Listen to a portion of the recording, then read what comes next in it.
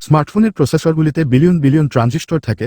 এত ছোট ট্রানজিস্টর বিশাল সংখ্যায় একত্রিত হয়ে একটি চিপ তৈরি করে, যা আমাদের ফোনের পারফরম্যান্স নির্ধারণ করে।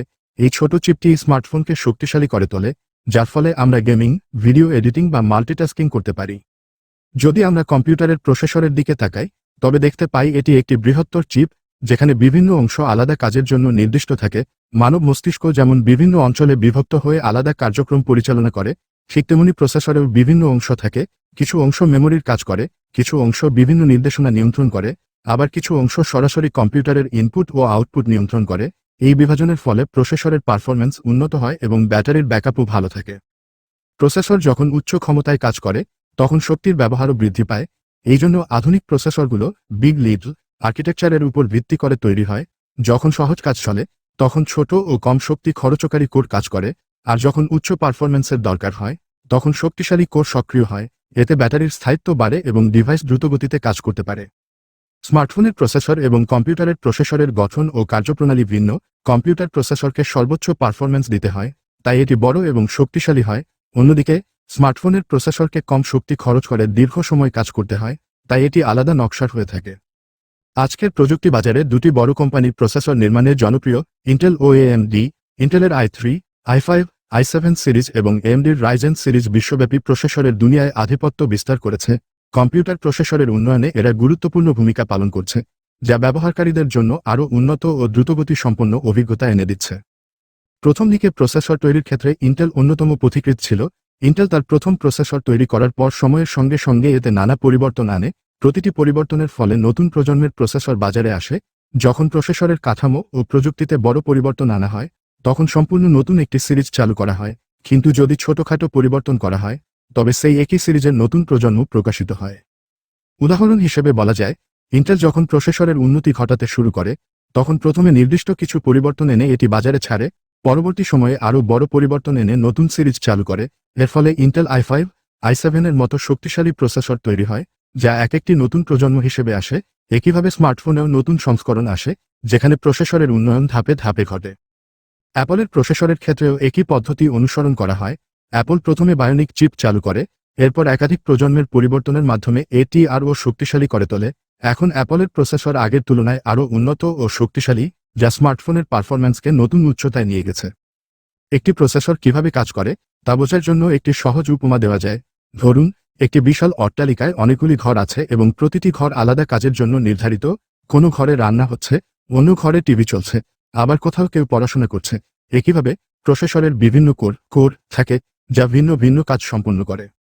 যেমন, কেউ যদি সঙ্গীত শুনতে থাকে এবং একই সঙ্গে হোয়াটসঅ্যাপে চ্যাট করে, তাহলে এটি প্রসেসরের মাল্টিটাস্কিং ক্ষমতার কারণে সম্ভব হয়। ডুয়াল কোর প্রসেসরে দুইটি কাজ একসঙ্গে করা যায়, কিন্তু আরও বেশি কোর থাকলে একাধিক কাজ আরও দ্রুত এবং কার্যকরভাবে সম্পন্ন করা সম্ভব হয়। কম্পিউটারে আমরা একসঙ্গে অনেক অ্যাপ চালাই, কিন্তু এগুলোর মসৃণভাবে চলার পেছনে মূল কারণ হল প্রসেসরের শক্তিশালী কোর গঠন। কোর যত বেশি, ততই মাল্টিটাস্কিং সহজ হয় এবং কম্পিউটারের পারফরম্যান্স উন্নত হয়। প্রসেসরই মূলত একটি কম্পিউটার বা স্মার্টফোনের কার্যকারিতা নির্ধারণ করে, তাই এর শক্তি এবং কার্যকারিতা যত উন্নত হবে, ব্যবহারকারীর অভিজ্ঞতাও তত ভালো হবে। প্রসেসরের মূল কাঠামো বোঝার জন্য ভার্চুয়াল কোরের ধারণা খুব গুরুত্বপূর্ণ। ভার্চুয়াল কোর আসলে প্রসেসরের একটি কৌশল, যেখানে একটি শারীরিক কোরকে সফটওয়্যার দ্বারা একাধিক ভার্চুয়াল অংশে ভাগ করা হয়, যাতে এটি একসঙ্গে একাধিক কাজ সম্পন্ন করতে পারে। যেমন, যদি হোয়াটসঅ্যাপ চ্যাটিং 5% প্রসেসর ব্যবহার করে এবং গান শোনার জন্য 25% ব্যবহার হয়, তবে একটি কোর একসঙ্গে এই কাজগুলো সামলাতে পারে, যদিও এটি শারীরিকভাবে বিভক্ত নয়। একে ভার্চুয়াল মাল্টিটাস্কিং বলা হয়, যেখানে প্রসেসরের একক কোরই একাধিক কাজ পরিচালনা করে। যদি আমরা ডুয়াল কোর প্রসেসর ব্যবহার করি, তাহলে এটি একইভাবে কোয়াড কোর প্রসেসরের মতো কাজ করতে পারে, কারণ সফটওয়্যার এবং ভার্চুয়ালাইজেশনের মাধ্যমে এর কার্যক্ষমতা বাড়ানো যায়। তাই যখনই স্মার্টফোন বা কম্পিউটার কেনা হয়, তখন প্রসেসরের কোরের সংখ্যা ও কার্যক্ষমতা সম্পর্কে জানা জরুরি। প্রসেসরের আরেকটি গুরুত্বপূর্ণ বিষয় হল এর ক্লক স্পিড বা ফ্রিকোয়েন্সি। এটি গিগাহার্টজ এককে পরিমাপ করা হয় এবং বোঝায় প্রতি সেকেন্ডে প্রসেসর কতবার নির্দেশনা কার্যকর করতে পারে। উদাহরণস্বরূপ, একটি 3.0 গিগাহার্টজ প্রসেসর প্রতি সেকেন্ডে 3 বিলিয়ন অপারেশন সম্পন্ন করতে পারে। উচ্চতর ক্লক স্পিড মানে দ্রুতগতিতে কাজ করা, তবে এটি নির্ভর করে প্রসেসরের দক্ষতা, আর্কিটেকচার ও শক্তি ব্যবহারের উপর। প্রসেসরের গতি, কোরের সংখ্যা এবং ভার্চুয়াল কোর প্রযুক্তি মিলিয়ে এর আসল পারফরম্যান্স নির্ধারিত হয়। তাই কম্পিউটার বা স্মার্টফোন কেনার সময় কেবল কোরের সংখ্যা নয়, বরং ক্লক স্পিড, ভার্চুয়ালাইজেশন এবং অন্যান্য প্রযুক্তিগত বৈশিষ্ট্যও বিবেচনা করা উচিত। যাতে ডিভাইসটি দীর্ঘদিন ভালো পারফরম্যান্স দিতে পারে। আমাদের ঘরের সুইচ যেমন বিদ্যুৎ প্রবাহ চালু বা বন্ধ করে, ঠিক তেমনি প্রসেসরের ট্রানজিস্টর কাজ করে, তবে পার্থক্য হল ট্রানজিস্টর বৈদ্যুতিন সুইচ হিসেবে কাজ করে এবং এটি অবিশ্বাস্য গতিতে অন অফ হয়, যা প্রসেসরের কাজের গতি নির্ধারণ করে। একটি ট্রানজিস্টর প্রতি সেকেন্ডে কয়েক বিলিয়ন বার সুইচ করতে পারে, যা কম্পিউটারের গতির মূল কারণ।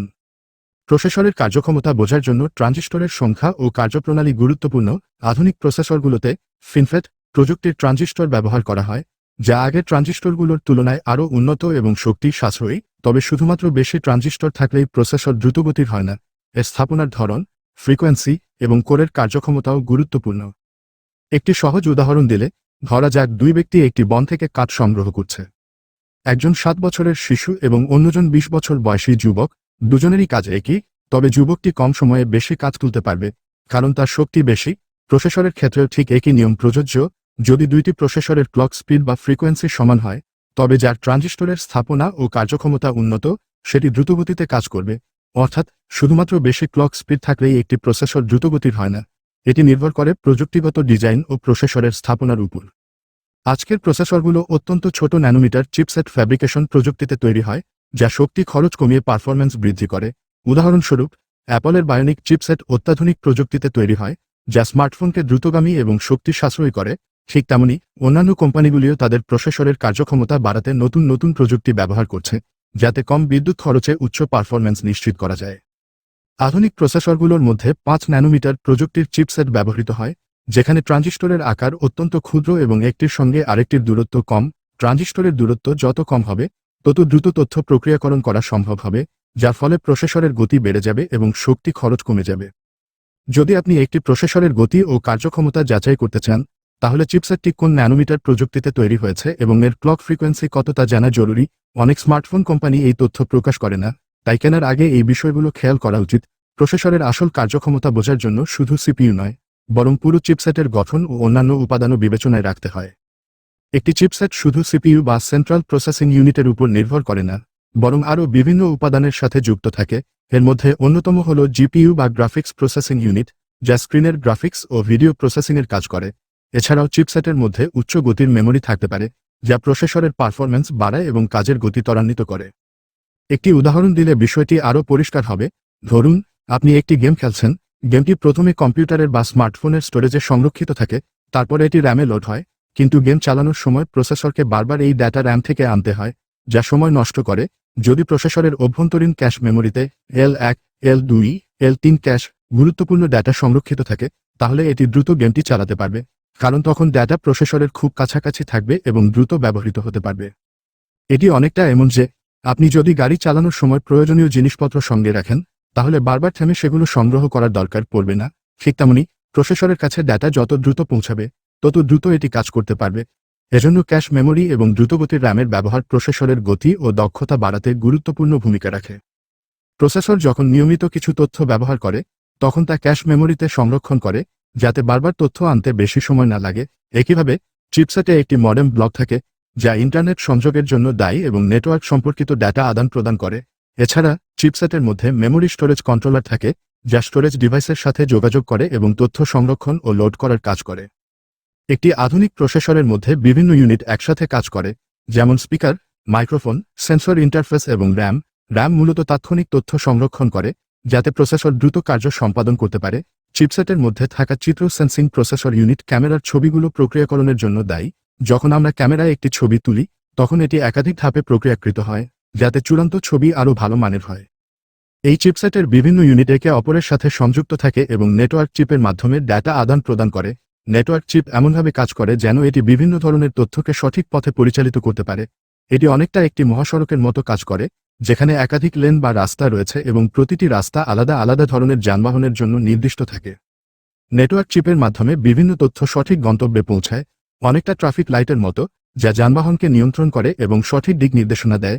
এই চিপসেটের গুরুত্বপূর্ণ কাজ হল বিভিন্ন ব্লকের মধ্যে তথ্য সঠিক পথে নিয়ে যাওয়া, যাতে প্রসেসরের গতি ও কার্যক্ষমতা সর্বোচ্চ পর্যায়ে থাকে। এর ফলে স্মার্টফোন বা কম্পিউটারের পারফরম্যান্স উন্নত হয় এবং ব্যবহারকারীরা দ্রুত ও নির্বিঘ্নে কাজ করতে পারেন। স্মার্টফোনের ক্যামেরা যখন একটি ছবি তোলে, তখন সেটি মূলত একটি কাঁচা ছবি ধারণ করে, যেখানে প্রচুর তথ্য থাকে, যার বেশ কিছু অংশ অব্যবহারযোগ্য বা অপ্রয়োজনীয়। এই ছবিটি প্রথমে র্যামের কাছাকাছি সংরক্ষিত হয়, তবে কাঁচা ছবি হওয়ায় এর আকার বেশ বড় হয়। এই কাঁচা ছবিটি সরাসরি ব্যবহারের উপযোগী নয়, তাই এটি পরবর্তী ধাপে পাঠানো হয়, যেখানে ছবিটি প্রক্রিয়াকরণ করা হয়। এই প্রক্রিয়াকরণের দায়িত্বে থাকে ইমেজ সেন্সিং প্রসেসর বা আইএসপি। আইএসপি মূলত ছবিটিকে একাধিক ধাপে বিশ্লেষণ করে এবং অপ্রয়োজনীয় তথ্য সরিয়ে ফেলে। অনেক সময় ক্যামেরায় এমন কিছু তথ্য রেকর্ড হয় যা আমাদের খালি চোখে দেখা যায় না। আইএসপি এই ধরনের তথ্য পরিশোধন করে এবং ছবিটির মান উন্নত করে। ছবির প্রতিটি পিক্সেল পরীক্ষা করে আইএসপি সেটিকে সঠিকভাবে সাজিয়ে তোলে, যাতে রঙের ব্যালেন্স ঠিক থাকে।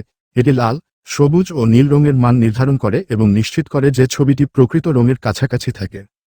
এরপর ছবিটি জিপিইউ বা গ্রাফিক্স প্রসেসিং ইউনিটের কাছে পাঠানো হয়।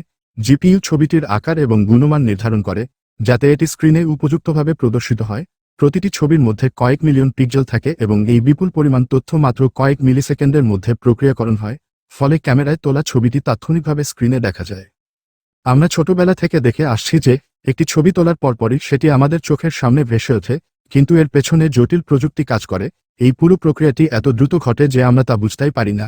এই প্রযুক্তির কারণেই স্মার্টফোনের ক্যামেরা দিন দিন উন্নত হচ্ছে এবং আরও স্পষ্ট ও প্রাণবন্ত ছবি ধারণ করতে পারছে। প্রসেসর সম্পর্কে এই আলোচনা থেকে নিশ্চয়ই অনেক কিছু জানতে পারলেন। প্রযুক্তির জগতে অগ্রসর হতে হলে এই ধরনের বিষয় সম্পর্কে জানা গুরুত্বপূর্ণ। জ্ঞানের পথ সবসময় প্রসারিত করা উচিত, কারণ এটি আমাদের জীবনের মান উন্নত করে। যদি এই আলোচনা আপনার কাজে লাগে, তবে নিয়মিত প্রযুক্তির উন্নয়ন সম্পর্কে জানার অভ্যাস করুন। ভবিষ্যতে আরও উন্নত মানের বিষয় নিয়ে আলোচনা হবে, যা আপনাকে নতুন নতুন তথ্য জানতে সাহায্য করবে।